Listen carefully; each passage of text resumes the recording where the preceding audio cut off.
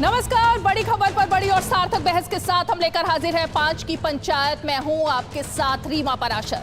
दूरदर्शन अपनी सटीक स्पष्ट खबरों के लिए जाना जाता है, सालों साल से जाना जाता है, और अब आपका पसंदीदा डीडी न्यूज एक नए अवतार में है, नए लुक में है। बेहद ही स्वागत है आपका, और तमाम खबरों के लिए आप देखते रहिएगा डीडी न्यूज। अपने इस नए डीडी न्यूज के लुक को आप कितना लाइक कर रहे हैं वो भी बताइएगा। लेकिन आज जब हम 5 की पंचायत की बात कर रहे हैं और हम बात कर रहे हैं चुनाव की, तो चुनाव में बहुत सारे इस बार ऐसे मुद्दे हैं जो कि हर रोज एक एक करके सामने आ रहे हैं। लेकिन 3 ऐसे मुद्दे हैं जिनको लेकर बहस जारी है, और वो है सनातन, संविधान, परिवारवाद।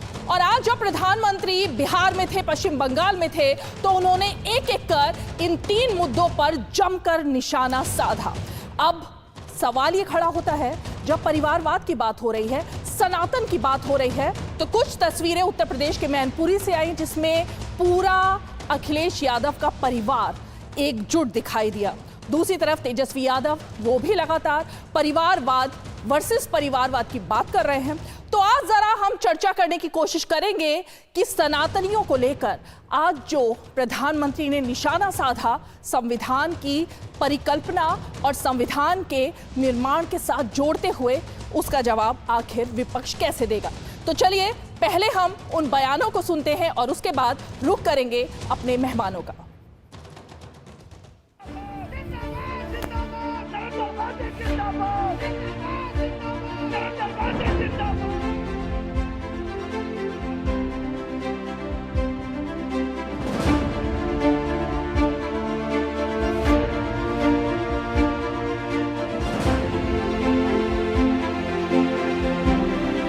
और जो लोग सनातन को गाली देते हैं ना, वो भी कान खोल करके सुन लो। ये जो संविधान इतना महान बना है, ये जो संविधान हमें देश को आगे ले जाने की ताकत देता है, इस संविधान को बनाने के लिए जो संविधान सभा थी, उसमें 80-90% से भी ज्यादा, 80-90% से भी ज्यादा सबके सब सनातनी थे, और उन सनातनियों ने इतना उत्तम संविधान बनाने में बाबा साहब आंबेडकर का साथ दिया। The RSS and the BJP are trying to destroy India's constitution and change India's constitution. एक परिवार की मुट्ठी में रखना चाहते हैं, संविधान उनकी आंखों में हमेशा खटकता है। इसलिए अब ये लोग संवैधानिक व्यवस्था से हुए चुनाव के नतीजों को अस्वीकार करने की धमकी देने लगे हैं।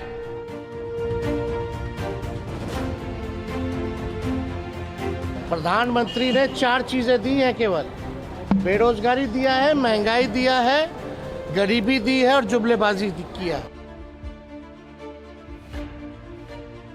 मेरा नाम अरविंद केजरीवाल है और मैं आतंकवादी नहीं हूं।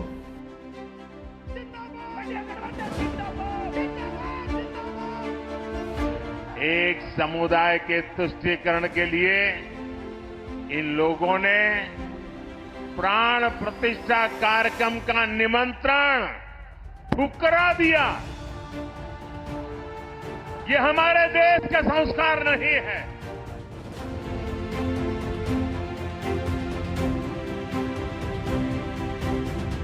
वो हारने जा रहे हैं, अपनी हार छिपाने के लिए 400 पार कह रहे हैं। और अगर 400 पार ही कर रहे होते तो क्या झूठे मुकदमे लगा करके दिल्ली के मुख्यमंत्री को जेल भेजना पड़ता?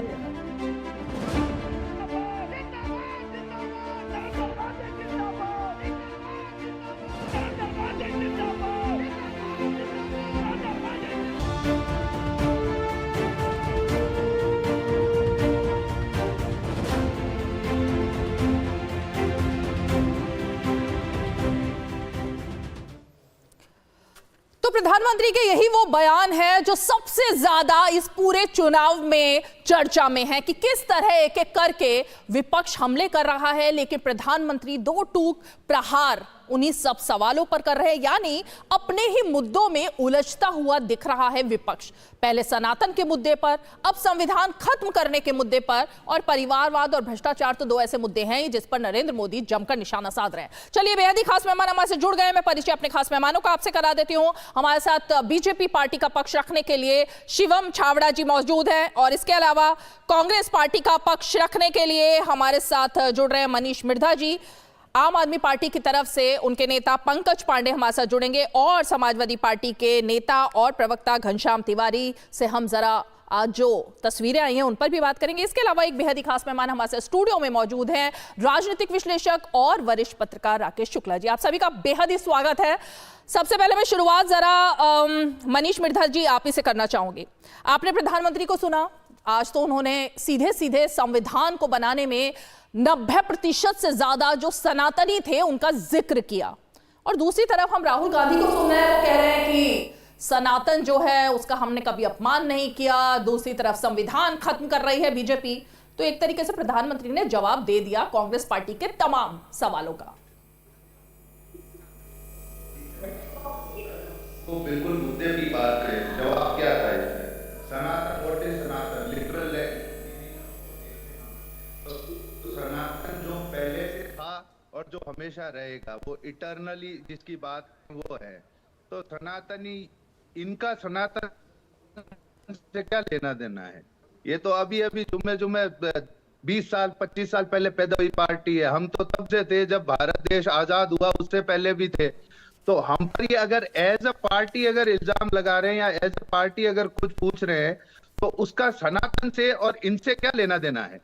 हमने हमेशा से ये कहा है कि हम सभी धर्मों का मान सम्मान करते हैं, सभी धर्मों की हम बराबर इज्जत करते हैं, और हम देश में कभी भी एक रूपता नहीं चाहते। जो ये चाहते हैं, ये हमेशा से एक रूपता की बात करते हैं, कभी भी एकता की बात नहीं करते। ये एक रूपता की बात, ये सबको एक जैसा बनाना चाहते हैं। एक जैसा मतलब हम जैसा मानेंगे वैसा दूसरों को भी मानना है। एक जैसा हम मतलब कैसा बनाना चाहते हैं? एक मिनट, एक जैसा मतलब कैसा?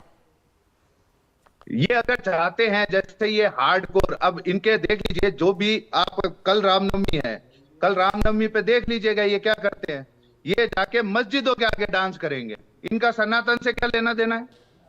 इनके जो ये भक्त बने मनीष मिर्धा जी, आप एक ऐसी पार्टी के, कांग्रेस पार्टी सबसे पुरानी पार्टी के प्रवक्ता हैं, आपको अच्छा लग रहा है कल रामनवमी से पहले इस तरह का चैनल पर बैठकर ऐलान करने के लिए कि कल रामनवमी पर क्या होने वाला है, कल रामनवमी पर क्या करने वाले हैं? ये इस तरीके की भाषा ठीक लगती है क्या? ये देखिए, आप पहले से पहले उकसा रहे हैं या जनता को डरा रहे हैं? मैं नहीं समझ पा रही। उकसा नहीं रहा हूँ, ये बरसों से हुए जा रहा है, ये बरसों से ये चीज करे जा रहे हैं। क्या किए जा रहे हैं? मैं कह रहा हूँ, हम तो अपनी मीटिंग्स में, पब्लिक मीटिंग्स में बाकायदा कह रहे हैं लोगों को शांति रखने का, कि ऐसे किसी ये शांति रखने की बात कहाँ से जाती है? रामनवमी कोई दंगे करने का उत्सव है क्या? कहाँ से ये बात आ जाती है मनीष जी? पिछले 2 साल मनीष जी प्लीज, नहीं, मैं आपको इस तरह की बात करने का मौका नहीं दूंगी।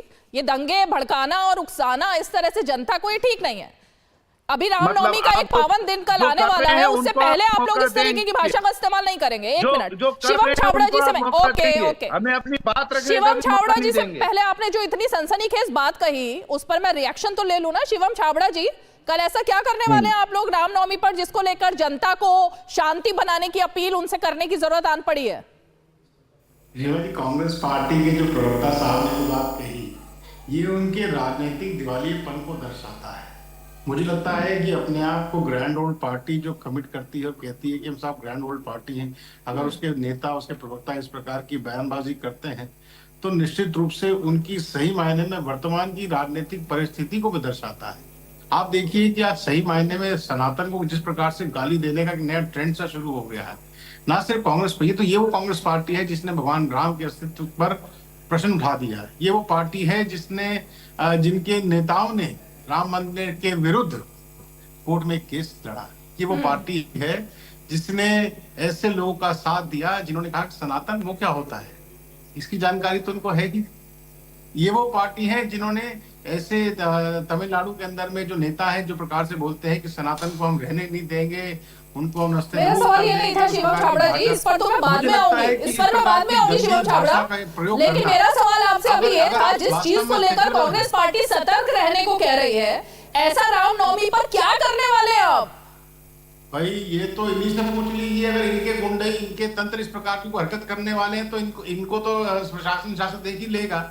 लेकिन राम भक्त शुरू से जितने धैर्य से राम भक्त काम करता है, शायद ही हिंदुस्तान के अंदर, अब मैं फिर एक और बात रीमा जी बहुत गंभीर बात कह रहा हूँ, अगर हिंदुस्तान में सेकुलरिज्म जिंदा है तो उसका सबसे बड़ा कारण है कि जो यहाँ की सबसे बड़ी पॉपुलेशन है हिंदू, वो धैर्य पूर्वक है, वो सहिष्णु है, वो सोचती है। मैं जरा आपने जो बात कही इसी से शुरुआत करूंगी और मैं राकेश जी का रुख करूंगी, लेकिन सबसे पहले छोटा सा एक ब्रेक ले लेते हैं, ब्रेक के फौरन बाद लौटेंगे दूसरे मेहमानों की तरफ। और ये जो ज्वलंत मुद्दा एक तरीके से कांग्रेस पार्टी ने उठा दिया इस शो में आते ही, जरा उस पर चर्चा करेंगे। छोटा सा ब्रेक लेते हैं, आप देखते रहिए 5 की पंचायत। आधे बाउल दही में 4 चम्मच MDH चटनी पुदीना मसाला डाला, स्टर करो, पुदीना चटनी तैयार। MDH चटनी पुदीना मसाला। वेट हाँ ले फोटो, अपनी ही है, अपने ने ही बनाई और अपने ही वोटों से बनी है वंदे भारत। हाँ यार, किसने सोचा था हमारी ट्रेनों में रिवॉल्विंग सीट्स, विस्टा डोम्स होंगे, एयरपोर्ट्स जैसे escalators, lounges, food court, railway station पर होंगे, शहर शहर मेट्रो और अब तो बुलेट ट्रेन भी आ रही है।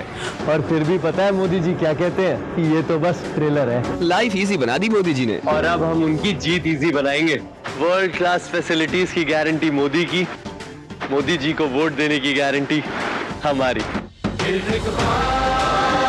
कमल का बटन दबाएं, भाजपा को जिताएं।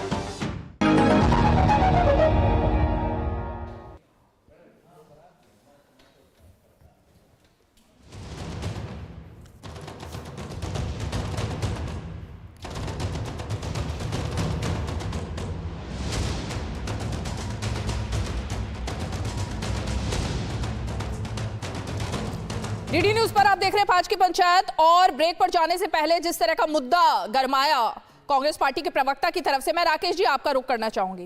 पहले बंगाल से चिंगारी उठी कि रामनवमी को लेकर के पता नहीं क्या हड़कंप मचने वाला है, और अब आपने शो में खुद ही देख लिया, कांग्रेस पार्टी की तरफ से जनता को शांति बरतने की अपील की जा रही है। ये मुद्दा आता कहां से, मतलब ये क्यों हो रहा है? ये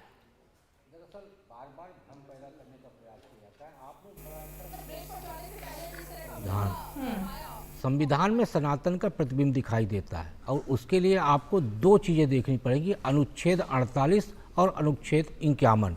अनुच्छेद 48 में कॉमन ब्रदरहुड की बात की गई है, और अनुच्छेद 51 में साफ लिखा गया है कि गौ रक्षा करना है। महात्मा गांधी ने भी कहा है, मैं शुद्ध सनातनी हूँ, जिस महात्मा गांधी को कांग्रेस पार्टी और मुझे लगता है भारत का हर नागरिक मानता है। उन्होंने कहा मैं शुद्ध सनातनी हूँ, ईश्वर सब जगह व्याप्त है। उन्होंने कहा गौरक्षा होनी चाहिए। अब आप इसका दूसरी तरफ देखिए कि संविधान के अवहेलना की जो बात की जाती है, तो केरल में कांग्रेस के नेता द्वारा गौमांस का प्रदर्शन किया जाता है। सनातन को मलेरिया डेंगू बीमारी कहने वाले इंडी गठबंधन के लोग हैं। आपके तमिलनाडु से डीएमके की तरफ से कहा जाता है, और उनकी बात का समर्थन कौन करता है? मल्लिकार्जुन खड़गे के बेटे प्रियांक और चिदम्बरम के बेटे कीर्ति। तो सबसे मूल बात यह है कि सनातन को पहले समझिए, फिर संविधान को समझिए। तो प्रधानमंत्री जी की तरफ से जो कहा जाता है कि संविधान निर्माण करने वाले सनातनी है, तो एकदम सही है, क्योंकि जो संविधान का प्रस्तावना है वो सनातन से ही लिया गया है, और वसुधैव कुटुंबकम वही एक आदर्श वाक्य है। तो इसलिए सनातन को यदि आपको समझना है तो आप संविधान में और सनातन को दोनों को जोड़ के देखना पड़ेगा। दोनों को आप अलग करके नहीं देख सकते। ठीक है, मैं जरा घनश्याम तिवारी जी का रुख करना चाहूंगी। घनश्याम तिवारी जी, पूरा जो कैंपेन है वो 2 मुद्दों के इर्द गिर्द घूमता हुआ विपक्ष का दिखाई दे रहा है, और पलटवार पीएम की तरफ से लगातार हो रहा है। 2 मुद्दे मैं इसलिए कह रही हूं कि संविधान खत्म कर दिया जाएगा, विपक्ष जगह जगह जाकर यही मुद्दा उठा रहा है। अखिलेश यादव भी कह रहे हैं, राहुल गांधी भी कह रहे हैं, तमाम लोग कह रहे हैं। लेकिन दूसरी तरफ जब सनातन के मुद्दे की बारी आती है तो पलटवार हो ही गया। तो घनश्याम जी, क्या आपको लगता है कि अब पहली फेज की वोटिंग से पहले ही विपक्ष अपने ही मुद्दों में उलझता हुआ दिख रहा है और जवाब उसको लगातार मिल रहा है? को आपने कहा 2 मुद्दे, मैं 2 मुद्दे आपको बताता हूँ। जब देश के अखबारों में खबर छपती है कि देश के 83% युवा बेरोजगार हैं, तो मुद्दा है या नहीं है? प्रधानमंत्री जी के लिए तो नहीं है। या फिर भारतीय जनता पार्टी के पूर्व राष्ट्रीय प्रवक्ता और वित्त मंत्री के पति कहते हैं कि इलेक्टोरल बॉन्ड घोटाला दुनिया का सबसे बड़ा घोटाला है। भारतीय जनता पार्टी को 13,000 करोड़, 1 रुपए नहीं, 2 रुपए नहीं, 13,000 करोड़ का चंदा मिला है पिछले 10 सालों में, तो 70 सालों में उनको नहीं मिला है। और ये घोटाले के सूत्रधार कौन है? प्रधानमंत्री जी के ANI के रिपोर्ट के हिसाब से, इंटरव्यू के हिसाब से ये साबित हो गया, इस घोटाले के सूत्रधार स्वयं प्रधानमंत्री खुद हैं। उन्होंने इलेक्टोरल बॉन्ड का बचाव किया है। तो जनता को ये सोचना है कि चंद मुट्ठी भर पूंजीपति, इसके बारे में वित्त मंत्री कह चुकी हैं कि आप भ्रष्टाचारी हो, कोई भी हो, देशद्रोही हो, अगर आप भारतीय जनता पार्टी में आना चाहते हैं, आपका स्वागत है। और रही बात संविधान खत्म करने की, तो ये है भारतीय जनता पार्टी के मेरठ के प्रत्याशी नकली राम अरुण गोविल जी। ये भगवान राम की तस्वीर लेकर के वोट मांग रहे हैं और ये मीडिया से कहते हैं कि अगर जीत गए तो संविधान बदल देंगे। जगह जगह से भारतीय जनता पार्टी के प्रत्याशी मीडिया से कह रहे हैं कि अगर जीत गए तो संविधान बदल देंगे। प्रधानमंत्री जी के भाषण को आपने दिखाया, लेकिन प्रधानमंत्री जी को ये नहीं लगता कि डॉक्टर भीमराव अंबेडकर भी सनातनी थे? नहीं कहना चाहते कि हमारे देश में ये जो PDA की लड़ाई है, पिछड़ा दलित आदि आबादी अल्पसंख्यक की जो लड़ाई है, इसकी लड़ाई की बुनियाद संविधान है। संविधान को खत्म करने वाले लोग न असली सनातनी हैं, न असली राष्ट्रभक्त हैं। और जो असली राष्ट्रभक्त है वो 13,000 करोड़ का चंदा लेकर के सीना ठोक के नहीं कहता कि जनता को जानने का अधिकार नहीं कि चंदा किसके तरफ से आ रहा है, जबकि तरह तरह के भ्रष्टाचारी देशद्रोही कंपनी चंदा दे रही हैं। तो मुद्दे तो ये हैं, बाकी प्रधानमंत्री को जो कहना कहें, लेकिन जनता के बीच में बेरोजगारी, महंगाई, दुनिया का सबसे बड़ा घोटाला जो कि इलेक्टोरल बॉन्ड का घोटाला है, ये मुद्दा है और भारतीय जनता पार्टी इस पे जवाब नहीं दे पा रही है। नहीं तो कल पीएम ने इंटरव्यू में खुलकर के बताया, जो एक इंटरव्यू दिया पीएम ने, उसमें तो खुलकर बता दिया ना इलेक्टोरल बॉन्ड्स पर। तो आई थिंक कि जितना ज्यादा पीएम बता सकते हैं तो उन्होंने बताया, तो उस पर विश्वास नहीं है ऑपोजिशन। बिल्कुल, प्रधानमंत्री जी के बताने का तात्पर्य ये है कि एक व्यक्ति पुलिस से मिलकर के चोरी कर रहा था। कोर्ट ने कहा इसके घर की तलाशी लो, उसके घर पे सारा चोरी का बही खाता मिल गया कि इस आदमी ने उसकी चोरी में मदद की। अब प्रधानमंत्री कह रहे हैं कि देखो अगर मैं चोरी नहीं करता तो लोगों को पता कैसे चलता कि चोरी में कौन कौन मदद कर रहा है? अरे साहब, आपको क्या देश ने वोट इसलिए किया था कि आप चंदा लो, धंधा दो का व्यापार करें? ये तो बिल्कुल स्पष्ट है कि ये जो 13,000 करोड़ भारतीय जनता पार्टी को चंदा मिला है, यहाँ पे कोई भी बुद्धिमान व्यक्ति बता दे कि इसमें से 1 करोड़ रुपया भी किसी ऐसे पार्टी, किसी ऐसे संगठन से आया है जो कि राष्ट्रभक्त है, जो ईमानदार संगठन है। क्यों ऐसी कंपनियां जो जिनकी दवाई फेल हो जाती है चंदा देती है? क्यों ऐसे लोग चंदा देते हैं जो कि तरह तरह के गलत व्यापार करते हैं? और ये छुप के क्यों देते हैं? तो ये तो इलेक्टोरल बॉन्ड का जो घोटाला है, प्रधानमंत्री जी की सफाई असल में उनके गुनाह का कबूलनामा है। ओके, ठीक है। शिवम छाबड़ा जवाब दीजिए। संगठन से आया है जो कि राष्ट्रभक्त है, जो ईमानदार संगठन। श्याम भाई बहुत गंभीर प्रवक्ता है और अच्छी बात कहेंगे, लेकिन उनका तर्क मुझे वितर्क लगता है। एक इलेक्टोरल बॉन्ड की बात उन्होंने कही, मुझे लगता है प्रधानमंत्री कल अपने इंटरव्यू के अंदर बहुत कैटेगोरिकली और बड़ा स्पष्ट रूप से इस बात को कहा कि एक ऐसी पार्टी जो आज की समय के अंदर विश्व की सबसे बड़ी पार्टी है, जिसकी देश भर की 20 राज्यों से अधिक में सरकारें हैं, जिसकी गठबंधन सरकारें हैं, उसको 37% चंदा मिलता है। लेकिन एक ऐसी पार्टी भी है जिसकी पश्चिम बंगाल के अंदर केवल सरकार है और उसका चंदा बीजेपी से चंदा से भी ज्यादा है। कल्पना करिए, आप उनसे प्रश्न क्यों नहीं पूछते उनसे प्रश्न कि साहब आपको इतना चंदा क्यों आ रहा है? ये कोई लॉजिक नहीं है, दिस इज नो लॉजिक। और रही बात इलेक्टोरल बॉन्ड की, तो मैं आपको फिर बहुत एक जिम्मेदारी से कह रहा हूँ ये बात को, और मैं ये कह रहा हूँ सुप्रीम कोर्ट का जो जजमेंट आया है वो शर्माते है, इसको सबको स्वीकार करना है, इसमें कहीं को दो राय नहीं। लेकिन एज अ पॉलिटिकल पार्टी के तौर पर मैं आपको कह रहा हूँ, ये मेरी निजी मानना भी है। इलेक्टोरल बॉन्ड जब हम लेकर के आए थे तो देश के अंदर में चुनावी प्रक्रिया के अंदर में पारदर्शिता लाने का एक प्रयास था, और आज भी हम उस बात पे अडिग हैं। हमको आज भी विश्वास है इलेक्टोरल बॉन्ड के माध्यम से जब कोई भी कंपनी, कोई भी व्यवसायिक दल आकर के दल को पैसा देता है तो वो पारदर्शी रूप से देता है, इलेक्टोरल बॉन्ड खरीदता है, ऑफिशियल तौर पे देता है। अभी क्या होता था 100 रुपए। तिवारी जी, आपने क्योंकि बॉन्ड्स का मुद्दा उठाया, उस पर जवाब मिल भी गया, लेकिन आपको नहीं लगता सनातन पर विपक्ष भी बैकफुट पर है? उस पर तो जवाब देना। जब भी सनातन पर कोई सवाल किया जा रहा है, प्रधानमंत्री जितने हमले बोल रहे हैं उस पर कोई जवाब नहीं मिल रहा। कांग्रेस के प्रवक्ता कह रहे हैं कि रामनवमी पर शांति बनाए रखें। ये शांति बनाए रखने की अपील क्यों की जा रही है भाई? सालों साल से यहाँ पर रामनवमी हो रही है, ये रामनवमी पर इस बार जब चुनाव है तो फिर ये शांति बनाए रखने की अपील ये अचानक से कहां से आ जाती है? घनश्याम तिवारी मैंने जी, क्या कहा, ये रीमा जी, ये घमंडिया अलायंस का मानसिक दिवालियापन को दर्शाता है। आप पश्चिम बंगाल देख लीजिए, भगवान राम का नाम लेते हैं, इनको आपत्ति है। राम जी का, हनुमान जी का नाम लेते हैं, हनुमान चालीसा पढ़ लेंगे तो इनके दिल पेट में दर्द हो जाएगा। दक्षिण में चले जाएंगे, तमिलनाडु के अंदर डीएमके को पेट में दर्द हो जाता है। अगर आप उत्तर प्रदेश आएंगे तो समाजवादी पार्टी सबसे प्रमुख है। तुष्टीकरण की राजनीति इनके मानसिकता के अंदर, इनके डीएनए में इतना ज्यादा बैठ चुकी है कि इनको लगता है कि समुदाय विशेष का शायद वो साथ देंगे तो कहीं ना कहीं वोट बैंक की राजनीति कर पाएंगे। मेरा सवाल, शिवम जी रुकिए ना, जो जिनसे सवाल था, एक बार तुष्टीकरण उन्हीं पर तो आरोप लगा रहे हैं ना, एक बार उनसे सवाल कर लेती हूँ। घनश्याम तिवारी जी, जवाब दीजिए, ये क्यों अपील पर अपील हो रही है इस बार रामनवमी पर, क्यों उकसाने की कोशिश हो रही है? मतलब ये तो हताश विपक्ष की एक तरीके से लक्षण दिख रहे हैं ना। फिर जब बेरोजगारी की समस्या इतनी विकराल है, महंगाई पे बात करने से उनको वोट मिल जाते। वो अगर प्रधानमंत्री जी कहते थे कि महंगाई से लड़ेंगे, महंगाई समस्या है, तो वोट मिल जाते। तो बार बार सनातन की बात करते हैं। मैं समझने की कोशिश कर रहा हूँ। उसका सूत्र मिलता है जब इंडिया अलायंस की महारैली में श्री लालू प्रसाद यादव जी ने बताया कि किस तरीके से प्रधानमंत्री जी स्वयं नकली हिंदू हैं। उसका जवाब जनता के बीच में देने की कोशिश कर रहे हैं, लेकिन जनता ये सवाल जवाब चाहती नहीं है।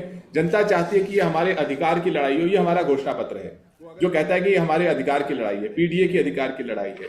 ये तमाम इंडिया अलायंस के पार्टियों के घोषणा पत्र कहते हैं कि हमारे देश में जो युवा 18 साल का हो उसकी पहली नौकरी सुनिश्चित होनी चाहिए, पक्की होनी चाहिए। भारतीय जनता पार्टी ये नहीं कहती। आप उनकी बात के साथ अभी भी खड़े हुए हैं? लालू प्रसाद यादव ने जो कहा, आप खड़े उनकी बात के साथ? जो उसका जवाब तो प्रधानमंत्री जी को देना है। वो तो दे चुके हैं, बीजेपी पार्टी भी दे चुकी है, लेकिन समाजवादी पार्टी की तरफ से सवाल खड़ा करना, मतलब मुझे अचंभा हो रहा है कि लालू प्रसाद यादव की बात के साथ आप खड़े हैं।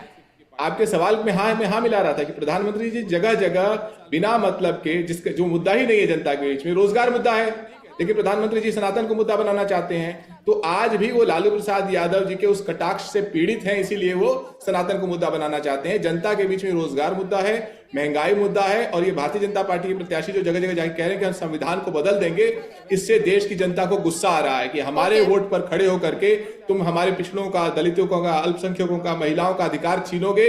ये हिम्मत तुम्हारे में होनी नहीं चाहिए, और ऐसा कहने वाले को हम बदल देंगे, ये जनता कह रही है। मनीष मिर्धा जी, आप तो कांग्रेस पार्टी के प्रवक्ता हैं, ये रामनवमी की बात आपने क्यों कही? अब घनश्याम तिवारी जी के लिए महंगाई, बेरोजगारी, ये सब मुद्दे हैं, लेकिन ये रामनवमी पर चेताया तो शुरुआत से ही आपने है ना। इस शो का जैसे ही शुरुआत हुई, आपने रामनवमी पर लोगों को कहना शुरू कर दिया। तो क्या जरूरत थी मनीष जी ये सब करने की?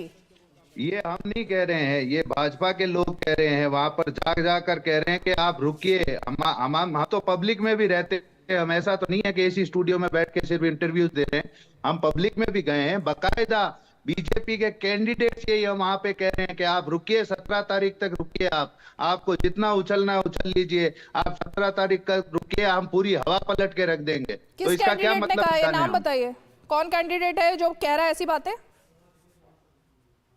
अब नाम तो हर जगह बताया नहीं जा सकता, और वैसे भी नेशनल मीडिया पर बैठकर किसी का नाम तो नाम तो बताएंगे ना सर। कौन कैंडिडेट है जो धमका रहा है जनता को?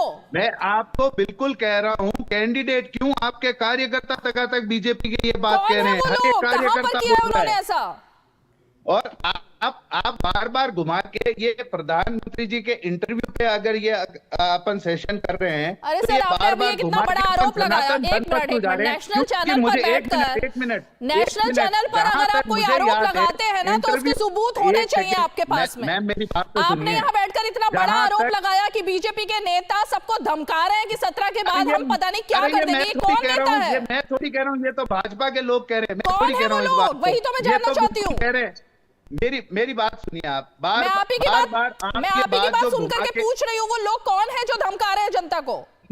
ये बार आप जो घुमा करके, ये जो बार घुमा करके आप बार लेके आ रहे हैं, ये सनातन धर्म पे। मैं नहीं घुमा रही, लेकिन आप एक के बाद एक सनसनीखेज खुलासे कर रहे हैं शो पर। पहले आपने कहा रामनवमी पर शांति की अपील, अब आप कह रहे हैं कि बीजेपी के नेता धमका रहे हैं। तो नाम तो पूछूंगी ना, ताकि उनके ऊपर कार्रवाई की जा सके पार्टी की तरफ से। पार्टी के लोगों को कहेंगे उसके लिए, हम इसी चैनल पर बैठकर कहेंगे कि ऐसे लोग कौन हैं जो धमका रहे हैं। एक बात बताइए मुझे, जब ईद की नमाज पढ़ते हैं तब प्रधानमंत्री जी क्या संदेश देते हैं कि देश में अमन और शांति, तो वो क्या भड़काने के लिए या उसके लिए तैयार कर रहे हैं क्या कि कल दंगा ना हो जाए इसलिए? तो ये तो एक कहने की बात है, ये तो हर जगह कह ही रहा है वहां पर ये एक समझाने की बात है, और ये बिल्कुल आपको नेशनल मीडिया होने के नाते सभी को करनी चाहिए। क्यों नहीं करनी चाहिए? अगर शांति रहे देश में तो क्या तकलीफ है? भाजपा के लोगों को तकलीफ है शांति से। ठीक है, शिवम छाबड़ा से जवाब लेते हैं, फिर मुझे आगे पंकज पांडे जी का रुख करना है। शिवम छाबड़ा जवाब देंगे। ओके, शिवम छाबड़ा, कौन है ये नेता आपके जो धमका रहे हैं जनता को? शांति भी रहेगी, प्यार भी रहेगा, मोहब्बत भी रहेगी और सुशासन भी रहेगा। लेकिन सही मायने में जब कांग्रेस पार्षद या घमंडिया अलायंस के जो लोग हैं, जो लगातार प्रवक्ता बन करके आते हैं चैनलों पर, इस प्रकार की बखान करते हैं, ये जनता उनको देख रही है, इसमें कहीं को दो राय नहीं है। लेकिन मैं फिर कह रहा हूँ, राम राज्य के अंदर में शासन भी रहेगा, शांति भी रहेगी, सौहार्द भी रहेगा और अच्छा शासन भी रहेगा। ये मेरी जिम्मेदारी है, मैं आपको कह रहा हूँ। नहीं शिवम जी, लेकिन ये सनातन का मुद्दा आया क्यों है?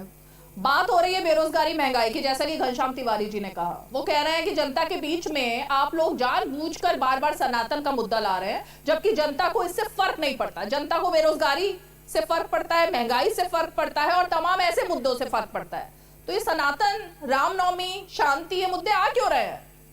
रीमा जी, नवरात्र के पावन अवसर पर पहले दिन जब आरजेडी के नेता मछली की हड्डी दिखाते हैं और मछली का सेवन करते अपनी उड़न तस्तरी में दिखाते हैं कि साहब हेलीकॉप्टर के अंदर ट्रैवल कर रहे हैं और दिखा रहे हैं कि हम कितने ग्राउंडेड लीडर हैं, और साथ में मछली दिखाते हैं, आप उसके क्या मायने बनाना चाहते हैं? क्या दिखाना चाहते हैं? किसको क्या बताना चाहते हैं?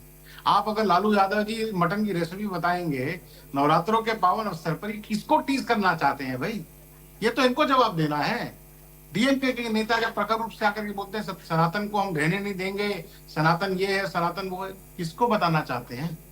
क्या कभी किसी भारतीय जनता पार्टी के नेता के मुख से आपने इस प्रकार की बात सुनी? सनातन धर्म वो धर्म है जो सर्वधर्म समभाव में विश्वास रखता है। हमारे सनातन धर्म में हम सभी धर्मों का सम्मान करना चाहते हैं। ये हिंदू धर्म का परिपालन करते हैं। चलिए, लेकिन विश्वास मानिए, मैं आपने जो मुद्दा उठाया इस पर जरा कैसे करते हैं कि मैं आपके धर्म का सम्मान? ठीक है, ये जो मांस मछली और मुसलमान का जो मुद्दा उठाया गया है तुष्टीकरण का, इस पर जरा ब्रेक के बाद लौटते हैं, छोटा सा ब्रेक लेते हैं, ब्रेक के फौरन बाद लौटेंगे। आप देखते रहिए 5 की पंचायत।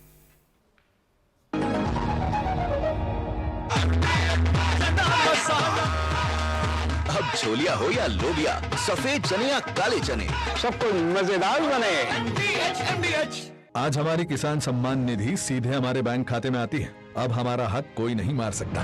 नहीं तो पहले फसल बिचौलिए कौड़ियों के भाव ले जाते थे, लेकिन अब बीज से बाजार तक साथ खड़े हैं मोदी जी। बड़ा फसल बीमा, किसान credit card, soil health card, सबसे ज्यादा फसलों पर एमएसपी, हर खेत को पानी, नैनो यूरिया, अब ड्रोन की भी तैयारी। लेकिन फिर भी मोदी जी कहते हैं ये तो बस ट्रेलर है। किसान कल्याण की गारंटी मोदी जी की, और उन्हें जिताना ये है हमारी भी गारंटी। कमल का बटन दबाएं, भाजपा को जिताएं।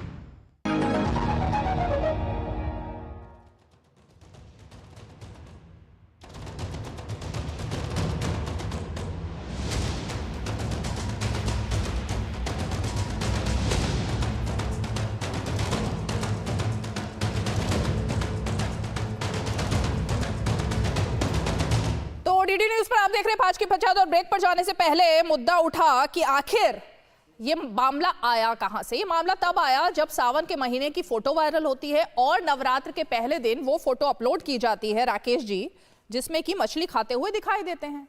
और फिर सवाल खड़ा हुआ कि ये क्या भावनाओं पर आघात है। और फिर उसके बाद पश्चिम बंगाल से अपील आई रामनवमी को लेकर ममता बनर्जी की।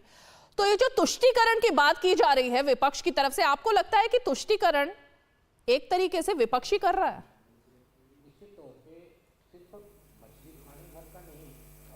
मुहर्रम की जब यात्रा निकलती है तो कहीं शांति की अपील नहीं की जाती, और मुहर्रम की यात्रा पूरे शांतिपूर्ण तरीके से चलती है। रामनवमी के टाइम पे शांति की अपील की जाती है, और शांतिप्रिय लोग ही रामनवमी की यात्रा में पत्थर बरसाते हैं। मध्य प्रदेश उसका उदाहरण है, पश्चिम बंगाल उदाहरण है, और अभी जब शिव के जलाभिषेक के लिए आपके हरियाणा की तरफ, मेवात की तरफ जा रहे थे, तो वहाँ भी आपके भक्तों के ऊपर पत्थरबाजी हुई। तो सबसे मूल बात ये है कि जो समाज कहीं पे भी उपद्रव करता हुआ नहीं दिखता, उसके लिए शांति की अपील की जाती है। दूसरा, राजनीति में तुष्टीकरण के लिए मुझे लगता है कई तरह के प्रयास किए गए, और 8 तारीख को जो आपके हेलीकॉप्टर में व्यस्तता का बहाना करके जो आप प्रदर्शन किए मछली खाने का, मुझे लगता है कि तेजस्वी जी का मछली खाना और राहुल जी का जो शक्ति वाला बयान है, इन दोनों को आप देखिए तो कहीं ना कहीं एक खास वर्ग का वोट अपने साथ लेने के लिए इंडी गठबंधन के बीच में ही प्रतिस्पर्धा चल रही है। मनीष जी, ये मुद्दा जो राकेश जी कह रहे हैं इस पर मैं आपका जवाब चाहूंगी, क्योंकि अगर राहुल गांधी ये बात करते हैं और दूसरी तरफ प्रधानमंत्री कहते हैं कि प्राण प्रतिष्ठा में इसलिए कांग्रेस पार्टी नहीं गई क्योंकि एक वर्ग को उसे संतुष्ट करना था और एक वर्ग की ही बात करनी थी, तो अब अगर इन वोटों की बात आ गई है तो सवाल तो वहीं से शुरू हुआ ना सनातन का। देखिए, पहली बात तो प्राण प्रतिष्ठा का आप अगर कह रहे हैं तो वो एक पॉलिटिकल इवेंट था जिसमें तो आदि शंकराचार्य भी नहीं गए। अगर उनको भी नहीं बुलाया गया और उनके भी आप अगर कह रहे हैं कि उन्होंने भी कोई राजनीति कर दी, अगर वो भी नहीं गए या बड़े बड़े जो इतने हमारे मठधारी है, मठाधीश हैं, अगर वो नहीं गए हैं तो क्या मतलब, इसका क्या मतलब निकाला। और दूसरी बात ये कह रहे हैं कि ये जो मछली खा ली, ये खा ली, इसी की तो हम ऐसी एक रूपता की तो बात कर रहे हैं। आप क्यों सोचते हैं कि सारे के सारे आप जैसे ही बिहेव करें? ऐसा कहीं लिखा है संविधान में, लिखा है कहीं पर ऐसा कि सबको एक जैसा ही बिहेव करना है? कभी ये बयान देते हैं हम कपड़े से पहचान जाते हैं, कभी कहते हैं मछली से पहचान जाते हैं, कभी किसी और चीज से पहचान जाते हैं। ये मतलब क्या इन्होंने लगा रखा है कि हम इसको इस चीज से पहचान। संविधान सबको आजादी से जीने का अधिकार देता है, हमारा देश संविधान से चलता है, हमको सबको जीने की आजादी है, जीने की राइट टू डिग्निटी है, राइट टू। आस्था शब्द सुना है आपने? नहीं, आस्था शब्द का उसका संविधान से क्या लेना देना है? आस्था का अपमान कैसे किया जाता है उसकी डेफिनेशन पता है? आस्था की बात कर रहे हैं हम, आस्था को संविधान की ठेस आस्था कैसे की बात पहुंचाई कर रहा जाती है उसकी डेफिनेशन पता है? मैं संविधान की आस्था देश की के बात कर रहा हूं। लोगों की आस्था आप पता नहीं नेताओं किस के आस्था की साथ भी बात जुड़ी कर रहे हुई हैं, होती है कहीं ना कहीं संविधान में बात कर ना। रहा और हूं। अगर वो नेता वही चीज कर रहे हैं जो आस्था एक तरीके से लोगों की है और उसके साथ जुड़ी हुई है, तो फिर सवाल नहीं खड़े करने चाहिए। देखिए, आपकी कोई आस्था हो सकती है, उससे मुझे ठेस पहुंच सकती है, मेरी आस्था से आपको, सभी को अपने सबको, सबकी आस्था एक चीज में है, वो हिंदुस्तान के संविधान में है।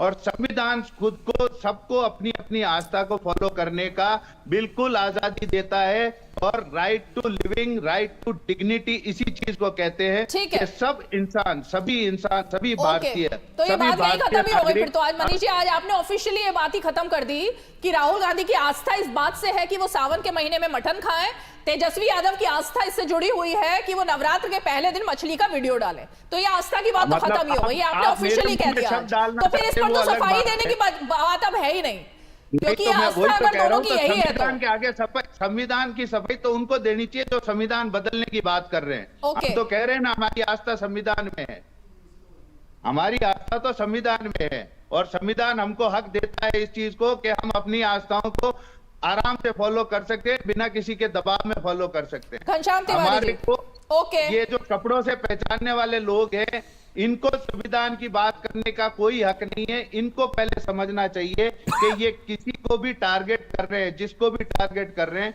उसको किस बेस पे कर रहे हैं, रिलीजन के बेस पे कर रहे हैं, कास्ट के बेस पे कर रहे हैं, क्रीड के बेस पे कर रहे हैं या जेंडर के बेस पे कर रहे हैं। कई बार जेंडर के बेस पे किया है। ये गए हैं वहां पर पश्चिम बंगाल में, पूरा का पूरा वहां पे तामझाम लेकर गए, जबकि इनको मणिपुर इतने महीनों से जल रहा है, वो इनको दिख नहीं रहा है।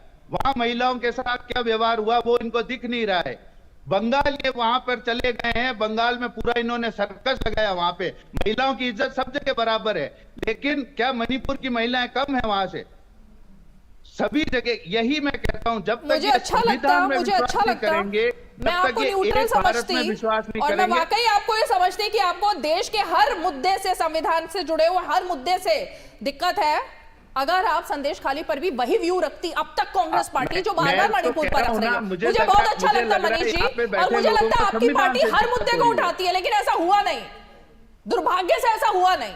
घनश्याम तिवारी जी, मणिपुर में क्या नहीं उठाया संदेश खाली पर, ना प्रियंका गांधी गई, ना राहुल गांधी गए, ना मल्लिकार्जुन खड़गे गए। खड़गे जी ने तो ये तक कह दिया कि ये मुद्दे लोकल मुद्दे हैं, ये होते रहते हैं। तो मणिपुर लोकल मुद्दा नहीं होता, लेकिन पश्चिम बंगाल का संदेश खाली उनके लिए लोकल मुद्दा हो जाता है। राष्ट्रीय मुद्दा नहीं है। नहीं, ऐसे दोनों तरफ से नहीं खेल सकते ना सर आप राजनीति, दोनों तरफ से नहीं खेली जा सकती, एक मुद्दा रखना पड़ेगा। संदेश खाली में तुरंत इंक्वायरी हुई थी, तुरंत उनकी गिरफ्तारी किसने हुई थी करवाई? संदेश खाली में। किसने करवाई? वो कोर्ट के ऑर्डर से हुई। मणिपुर में किसकी हुई? कोर्ट के आप ये ऑर्डर से बताइए, हुई है ना मणिपुर में किसकी सर। हुई? अपडेटेड रहा करिए प्लीज, यही शो तो में हम आने से कह रहे पहले। हैं ना घनश्याम कि तिवारी जी, यही तो हम कह रहे हैं कि मनीष जी एक जगह अपडेटेड रहा कानून अलग, करिए। दूसरी जगह आप अलग, बहुत संविधान सब नहीं, जगह नहीं, बराबर नहीं, है। आपके मुद्दे मुझे कुछ समझ नहीं आ रहे। अब मैं घनश्याम तिवारी जी का रुख करूंगी, वो कुछ बार बार कहने की कोशिश कर रहे हैं। घनश्याम तिवारी जी, कि भारतीय जनता पार्टी आपसे कोई भी बात कहे तो आप अखबार देखिए और फिर उसमें भारतीय जनता पार्टी को तौलिए, क्योंकि अखबार तो कहता है कि 2 बीफ एक्सपोर्ट कंपनीज ने भारतीय जनता पार्टी को 5 करोड़ का चंदा दिया। ये एसबीआई का डेटा इलेक्टोरल बॉन्ड का दिखाता है। ये कैसी पार्टी है कि 2014 में भी इनके ऊपर बीफ कंपनियों से चंदा लेने का आरोप लगा, 2024 में भी इनके ऊपर बीफ कंपनियों से चंदा लेने का आरोप लगा। ये एक ऐसी पार्टी है जो आपके आस्था से खिलवाड़ कर रही है, लेकिन करोड़ों रुपए चंदा ले रही है, पहली बात। दूसरी बात, मणिपुर की बात आई। मणिपुर राइफल्स की रिपोर्ट मीडिया के माध्यम से सामने आई है, जहां में मणिपुर राइफल्स कह रहा है एक कारण मणिपुर आज भी जल रहा है, उसका कारण वहां के मुख्यमंत्री हैं। देश के प्रधानमंत्री, आपके हर दर्शक को सोचना चाहिए कि ये शर्म की बात है कि हमारे देश के प्रधानमंत्री या तो अपने आप को इतना चतुर समझते हैं या वाकई इतने कायर हो गए हैं कि मणिपुर जा नहीं सकते। जब से वहां हिंसक वारदातें शुरू हुई हैं, जिस प्रधानमंत्री ने फरवरी 2022 में वहां वोट मांगा था ये कहते हुए कि हमें वोट दो, हम 25 साल तक मणिपुर को विकास और शांति देंगे, जब से वहां उपद्रव शुरू हुआ प्रधानमंत्री वहां एक बार जाने की हिम्मत नहीं दिखा पाए। और तीसरी अंतिम बात, आपके दर्शकों को भारतीय जनता पार्टी को सिर्फ इस, हमारी बातें छोड़ दीजिए, क्या भारतीय जनता पार्टी अपने पैमाने पे खरी है? जैसे कि मैंने कहा कि बीफ एक्सपोर्ट कंपनियों से चंदा लेना, या फिर मैंने कहा कि 2 करोड़ रोजगार की बात की। जिस पार्टी ने कहा कि हम 100 दिन में काला धन स्विस बैंक से ले आएंगे, उनके पूरे घोषणा पत्र में वो जानकारी कहाँ है? इन्होंने तो स्टेट बैंक को भी स्विस बैंक बनाने की कोशिश की, जब कोर्ट में इन्होंने कहा कि हम जानकारी नहीं दिखा सकते। तो जो पार्टी कदम कदम पर जनता को धोखा दे और उसके बाद प्रधानमंत्री जाके बोले सनातनी मुद्दा है, परिवारवार मुद्दा है, बताइए कैसा परिवारवार? यहाँ पे इन्होंने कहा घमंडिया अलायंस। मैं भारतीय जनता पार्टी के प्रवक्ता से पूछना चाहता हूँ कि ये जो एनडीए है, अब तो एनडीए रहा नहीं, ये है एनएसए, नरेंद्र सरेंडर अलायंस। एक तरफ नरेंद्र मोदी जी हैं और दूसरी तरफ वो लोग जो उनके सामने सरेंडर कर देते हैं। खैर, रीमा जी आप बता दीजिए या भारतीय जनता पार्टी के प्रवक्ता बता दें कि आज की डेट में इस नरेंद्र सरेंडर अलायंस में कितने दल हैं? कोई बता दे। आप एक ऐसा गठबंधन लेकर के आ रहे हैं, दूसरों को आप घमंडिया कह रहे हैं, आप इंडिया को इंडिया नहीं कह पा रहे, इंडिया अलायंस कह रहे हैं। यहाँ पे राजेश शुक्ला जी हैं, विद्वान बन के आए हैं।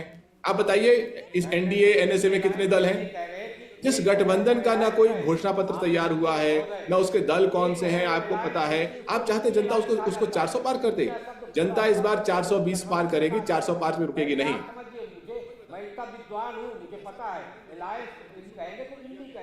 यदि इंडिया कहेंगे तो अलायंस नहीं कहेंगे, इसलिए उसको इंडी गठबंधन कहा जाता है। अब बीजेपी पार्टी बोलते हैं, भारतीय जनता पार्टी को क्या बोलते हैं आप? बीजेपी पार्टी बोलते हैं, बीजेपी बोलते हैं। अरे तो इंडिया बोलेंगे उसको, इंडिया क्यों बोलेंगे उसको? इंडिया क्या है? आप गठबंधन है ना, तो इंडी गठबंधन होगा। कि एनडीए में कितने घटक दल हैं बताइए? अरे छोड़िए ना इंडिया का, आप अपने इंडी गठबंधन का बताइए। आप यहाँ कितने दल छोड़ के चले गए? ममता बनर्जी के लिए आप रास्ते छोड़ के चली गई, आपकी पल्लवी पटेल छोड़ के चली गई, आप लोग गठबंधन कितने लोग छोड़ के चले गए? अपने घर को देखिए, दूसरे घर को देखते हुए आपका घर ध्वस्त हो रहा है। अरे भाई कितने दल हैं बताइए ना। आप बीजेपी की तरफ से बोल रहे हैं, मैं किसी की तरफ से नहीं बोल रहा, मैं पत्रकार की हैसियत से बोल रहा हूँ। यही है घनश्याम जी का दिक्कत, यही है अगर कोई एनालिसिस करे तो वो बीजेपी का प्रवक्ता हो जाता है, अगर कोई सच्चाई बोले तो वो बीजेपी का प्रवक्ता हो जाता है। कोई हकीकत से भया आप लोगों को करवाए, आईना दिखाए तो वो बीजेपी का प्रवक्ता हो जाता है। ऐसे नहीं होता। जानकारी है, बताइए एनडीए में कितने घटक दल हैं? उन्होंने डेफिनेशन बताई ना आपको कि इंडी क्यों कहा जाता है और एनडीए क्यों कहा जाता है। अरे भाई एनडीए है ही नहीं, जिसके यहाँ पे किसी को पता ही नहीं है कि उसमें कितने घटक दल हैं। कितने घटक दल है? एक्चुअली एनडीए में गिनना पड़ रहा है, एनडीए में गिनना ही नहीं पड़ रहा है ना, सब तो एक एक करके निकल रहे हैं। ये भारतीय जनता पार्टी के प्रवक्ता गिन के बता दें। गिनिए भाई शिवम चावड़ा जी, गिना है आपने एनडीए के कितने घटक दल है? अभी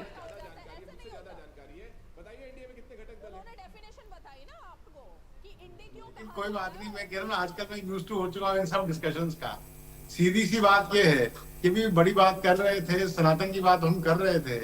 अरे भाई आप बता दीजिए, इंडी इंडी कर रहे हैं, घमंडिया के फुल फॉर्म तो बताइए। बड़ी बड़ी बात कर रहे हैं, कितने दल हैं आपके पास में? कितने दल हैं? एक पुरानी बोतल, सुनिए ना, सुन तो लीजिए सर, पुरानी बोतल में नई शराब डालने से कोई शराब नहीं हो जाती मेरे भाई। इस प्रकार की बात मत कीजिए।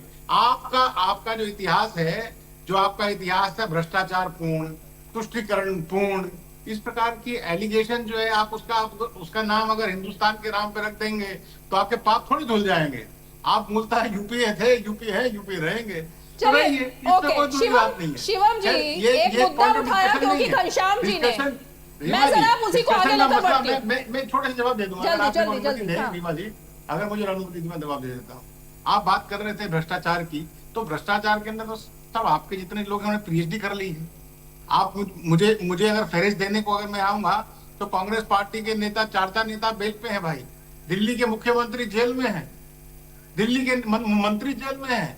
कौन आखिर किस मुख से आकर के भ्रष्टाचार की आप लोग बात कहते हैं? आपने बेरोजगारी की बात करी। आज हिंदुस्तान अगर विश्व के पटल पे आप देखेंगे तो हम फ्रजाइल 5 से टॉप 5 इकोनॉमी में गए हैं। कैसे चले गए? ठीक है, क्योंकि मुद्दा आपने ऐसा उठा दिया है, इस मुद्दे पर आएंगे। अभी तुरंत हमें चलना होगा रायगंज, जहां पर प्रधानमंत्री नरेंद्र मोदी रोड शो कर रहे हैं। वो तस्वीरें सीधी हम आपको दिखाते हैं प्रधानमंत्री के रायगंज के रोड शो की।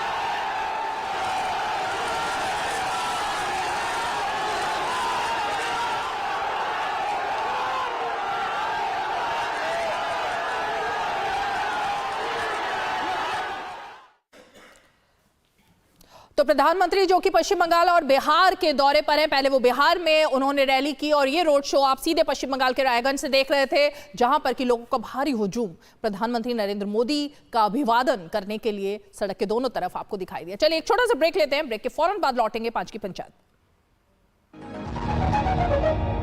जीरा से प्यास बुझाएं, डाइजेशन के लिए मस्त, शरीर में नमक पानी का बैलेंस बनाए।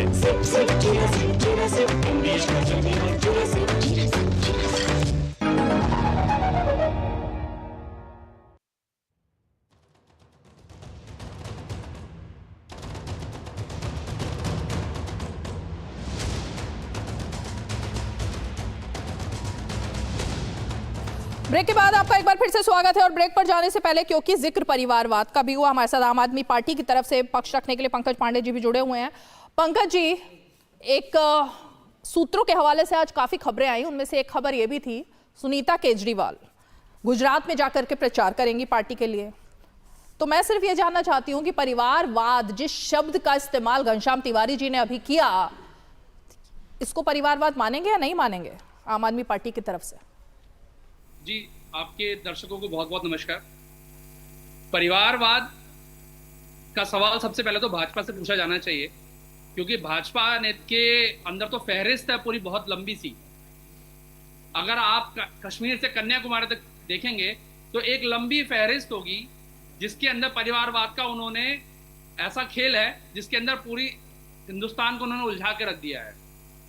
और ये अभी बहुत सारी बातें हो रही थी, मैं काफी लगभग 45 मिनट हो गया इस डिबेट के अंदर, बहुत सारी बातें मैं सुन रहा था। नहीं, बहुत सारी बातों पर मैं बाद में आऊंगी, लेकिन आपने अपना कंपैरिजन अब बीजेपी से कर ही दिया है, तो क्या आम आदमी पार्टी तो सबसे अलग पार्टी थी ना सर? जी जी जी। तो आप भी बन गए बीजेपी, कांग्रेस, तमाम दल अभी मानते हैं अब कंपैरिजन होने लगा उसी बात पर? नहीं मैम, प्रचार करने के लिए तो कोई भी जा सकता है। मैं अगर मुझे भी पार्टी कहीं भेजेगी, सुनीता केजरीवाल को कोई पद दिया है पार्टी ने अभी तक, या सिर्फ धर्मपत्नी के नाते प्रचार करने जाएंगी?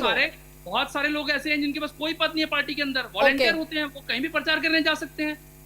मैं कह रहा हूँ आप प्रधानमंत्री जो है, प्रधानमंत्री है ना अभी, है ना वो प्रधानमंत्री का कार्यकाल खत्म हो जाएगा तो प्रधानमंत्री भी तो प्रचार करने जा ही रहे हैं, क्योंकि वो एक चेहरा है। अरे सर, क्या कंपैरिजन किया सुनीता केजरीवाल का नरेंद्र मोदी से? राकेश शुक्ला जी, ये हास्यास्पद टाइप की बात है, मुझे तो ऐसी लगी, आपको लग रही है क्या? कांग्रेस, समाजवादी पार्टी, आरजेडी निश्चित तौर पे वो परिवार की राजनीति करते हैं, उसमें कोई दो राय नहीं है। लेकिन 2012-13 में आम आदमी पार्टी का जो गठन हुआ वो इसी बिना पे हुआ कि हम नई तरह की राजनीति करेंगे। तो क्या नई तरह की राजनीति करने के रास्ते पे चलने वाली आम आदमी पार्टी दो रास्ते अपना रही है? पहला कि सुनीता केजरीवाल जी को मुख्यमंत्री बनाने के लिए धीरे धीरे प्रोजेक्ट किया जा रहा। दूसरा, संविधान पे आस्था रखने वाली आम आदमी पार्टी उसी संविधान का लूप लेके अभी तक केजरीवाल जी की तरफ से इस्तीफा नहीं दिया गया। तो इस्तीफा तब होगा जब स्वीकृत यानी स्वीकारता बन जाएगी सुनीता जी की, और उसी स्वीकारता के तहत पहले राष्ट्र के नाम संदेश जारी कराया जाता है और बाद में अब उन्हें स्टार प्रचारक बनाने की खबरें आ रही हैं कि वो गुजरात भी जाएंगी, दिल्ली भी जाएंगी और पंजाब भी जाएंगी। तो इससे ये होगा कि दिल्ली के विधायकों को कहा जाएगा कि अब वो नेता हो चुकी हैं और केजरीवाल जी से मुख्यमंत्री का पद सुनीता केजरीवाल जी की तरफ शिफ्ट हो जाएगा और वो पिछले दरवाजे से एक नए परिवारवाद का जन्म होगा। पंकज पांडे जी जवाब दीजिए, क्योंकि जनता सब कुछ जानती है और आम आदमी भी सब कुछ जानता है, कोई इतना अनभिज्ञ नहीं है कि स्ट्रैटेजी ना समझ सकता हो। जानती है और जनता देख रही है किस तरह साजिश करके एक चुने हुए मुख्यमंत्री जो 3 बार का मुख्यमंत्री है, जिसको जबरन उठा के उसको जेल में बंद कर दिया गया है। और इसका सुनीता केजरीवाल से क्या लिंक है? मैडम मैं बता रहा हूं आपको ना, आप मेरी बात सुनेंगे तो आपको पता चलेगा। हाँ, कि अगर आप सुनीता केजरीवाल जी के ऊपर पूछ रही हैं तो सुनीता केजरीवाल जी अभी ये होता तो ये हो जाएगा, ये होता तो ये ऐसे हो जाएगा, जब वो होंगी या नहीं होंगी तब का प्रश्न तब करेंगे। आज मुख्यमंत्री होंगी नहीं होंगी आज का प्रश्न आप क्यों कर रही हैं? बिल्कुल राकेश शुक्ला जी बिल्कुल ही कह रहे, क्या एक पार्टी का कोई भी पंकज पांडे जी, जिस दिन से अरविंद केजरीवाल जेल गए हैं, जो प्रेडिक्शन किए गए ना जनता की तरफ से वही हो रहा है।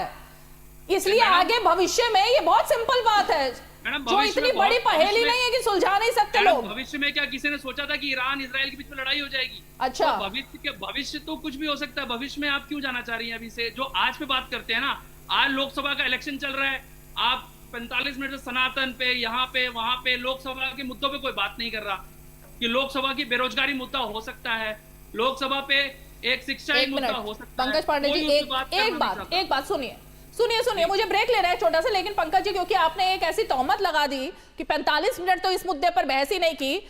आपके पार्टी के नेता सांसद संजय सिंह जब प्रेस कॉन्फ्रेंस आज उन्होंने की ना उन्होंने महंगाई की बात की, ना उन्होंने बेरोजगारी की बात की। उन्होंने अगर बात की तो सिर्फ ये कि मैं अरविंद केजरीवाल हूं और मैं आतंकवादी नहीं हूं। ये देश से जुड़ा हुआ कोई मुद्दा नहीं है जो आप बात कर रहे हैं। तो कृपया करके मीडिया को सलाह देना बंद कीजिए। एक छोटा सा ब्रेक लेते हैं, ब्रेक के बाद घनश्याम जी मैं आपके पास एक अंतिम सवाल के लिए आऊंगी और उसके बाद बात करेंगे। एक छोटा सा ब्रेक। आज दही बड़ा खाने का मन है। वाह क्या स्वाद! असली स्वाद तो MDH दही बड़ा रायता मसाले से ही आता है।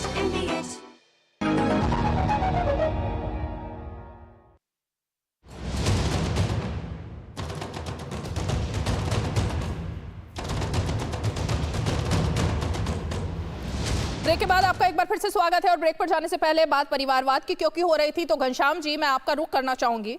परिवारवाद का जिक्र क्योंकि इसलिए हुआ आज जब तस्वीरें आज मैनपुरी से भी सामने आई जिसमें पूरा यादव परिवार अखिलेश यादव के साथ में खड़ा हुआ नजर आया। और इसीलिए बीजेपी की तरफ से सवाल खड़ा किया गया कि कितने चेहरे हैं जो एक ही परिवार के जुड़े हुए हैं, जिनको टिकट भी मिला और जो आज एक तरीके से शक्ति प्रदर्शन में दिखाई दे रहे हैं। तो इसको परिवारवाद मानेंगे या नहीं मानेंगे?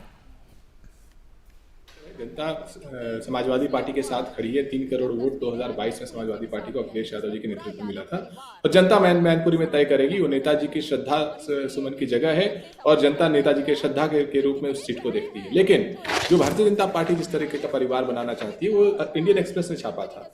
ये वो चेहरे हैं जो 25 चेहरे जो अन्य दलों से भारतीय जनता पार्टी में आए, जिनके ऊपर बड़े बड़े घोटालों के मुकदमे चल रहे थे। प्रधानमंत्री जी ने इनके ऊपर बड़े बड़े आरोप लगाए और वो व्यक्ति हैं जिनके नाम के चलते अरविंद केजरीवाल जी को जेल जाना पड़ा, जो कि भारतीय जनता पार्टी के सहयोगी दल के रूप में लोकसभा का चुनाव लड़ रहे हैं। उनका बेटा मुख्य आरोपी है और जिसने भारतीय जनता पार्टी को 55 करोड़ का चंदा दिया। सवाल ये है कि आज भारतीय जनता पार्टी किसी के ऊपर भी उंगली उठाती है, सारी उंगलियां भारतीय जनता पार्टी की तरफ इशारा करती हैं, क्योंकि हर तरीके से वो जनता को झूठ बोल रहे हैं। हम दूरदर्शन पे हैं, भारतीय जनता पार्टी देश को झूठ दर्शन कराती है और उस झूठ दर्शन का जवाब जनता अपने वोट से देगी। आपने अपने परिवारवाद पर बिल्कुल जवाब भी नहीं दिया जो मेरा सवाल था, लेकिन चलिए शिवम चावड़ा फाइनल कमेंट। और जिसने भारतीय जनता पार्टी को 50 करोड़ का चंदा दिया। सवाल ये है कि आज भारतीय जनता पार्टी तो ECI दोषी है, कोई कोर्ट का केस हार जाए तो कोर्ट के जज दोषी हैं। अगर देश के अंदर में इस प्रकार के संविधान के अंदर में आप बात जो जैसे कह रही थी, तो संवैधानिक संकट आ जाता है। राष्ट्रपति का सम्मान ये नहीं कर सकते, नारी शक्ति का सम्मान ये नहीं कर सकते, युवाओं को ये बरगला सकते हैं, तो कहीं ना कहीं आप देख सकते हैं देश की दिशा में जा रहे हैं। मैं तो एक ही बात कह रहा हूँ कि हमारे प्रधानमंत्री जी इस प्रकार से कहा कि यहाँ की गंगा बहेगी, देश में गरीबों का सम्मान होगा, गरीबों का उन्मूलन होगा, देश के अंदर युवा शक्ति का सम्मान होगा, महिलाओं का सम्मान होगा और अन्नदाता का सम्मान होगा। ये मैं कह सकता हूँ। ठीक है शिवम जी, समय नहीं है मेरे पास। ओके समय नहीं है, लेकिन आज बड़ा दिलचस्प ये रहा राकेश शुक्ला जी, जिस भी नेता से जो सवाल किया गया उस सवाल का जवाब नहीं आया और सब कुछ इधर से उधर सारे जवाब आ गए। तो मुझे अब ऐसा लग रहा है कि मुझे सवालों को फ्रेम करने के लिए भी अब कुछ ऐसी जलेबी बनानी पड़ेगी जिसके बाद घूम फिर कर वहां तक नेता आ जाए। लेकिन आप जो बात कह रहे थे मैं उसी पर खत्म करूंगी और ये पंकज पांडे जी आपके लिए है कि अरविंद केजरीवाल जो कि आतंकवादी नहीं है, ऐसा वीडियो जब जारी किया जाता है तो सुप्रीम कोर्ट को वो वीडियो दिखाना चाहिए, हाई कोर्ट को दिखाना चाहिए, क्योंकि कोर्ट की तरफ से जमानत नहीं मिली है। और मुझे लगता है कम से कम संस्थाओं पर तो अभी तक विश्वास बरकरार रहता था और वो रहना चाहिए आपकी पार्टी का, क्योंकि कुछ तो ऐसी बात होगी ना जिसकी वजह से जनता के सामने जा पाएंगे। चलिए आज 5 की पंचायत में इतना ही। आप सभी मेहमान हमारे साथ जुड़े, आप सभी का बहुत बहुत धन्यवाद। और इसीलिए मुद्दा अभी, क्योंकि फर्स्ट फेज के चुनाव से पहले सनातन, संविधान, परिवारवाद, भ्रष्टाचार, ये 4 बातें ऐसी हैं जिसको लेकर लग रहा है कि चुनाव की जो पिच है वो पूरी तरह से तैयार हो चुकी है। लेकिन अब कुछ और भी मुद्दे हैं जिन पर चर्चा होनी चाहिए और लगातार उन पर चर्चा होती रहेगी। 5 की पंचायत में आज इतना ही। कल फिर होगी मुलाकात, तब तक के लिए हमें दीजिए इजाजत। नमस्कार।